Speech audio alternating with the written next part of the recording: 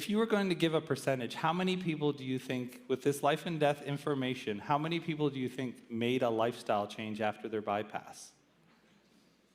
10%. 90% continued to live their lives the way that they had always lived, even though it was life or death. You might even be one of those people. I don't know. Some people are looking sideways at each other, but that's the reality, right? It's very difficult to change. It's difficult to have those things told to you and follow after the Lord. If the love of your life is Christ, then your desire would be to follow after Christ. Well, what is it to follow after Christ? It's to be holy. God's power is then seen in your life because you're leading a life of holiness, greater and greater holiness, greater and greater, more and more like Christ each and every day.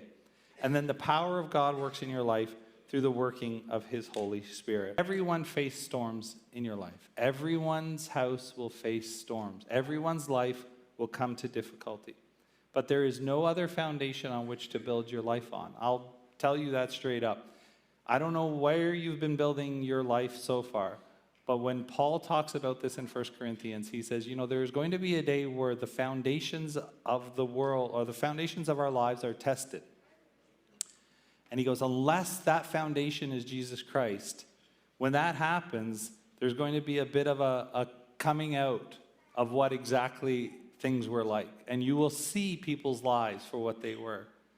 Some of them might just barely make it through, but others will hold based on what they use to build the foundation of their life. And if they use Christ's teachings and they obeyed them, then that will be made plain for all to see. Why do you call me Lord, Lord, and don't do what I say? The reality here is obey. Hear the words of Christ and put them into practice. Obey. That's our first goal as Christians.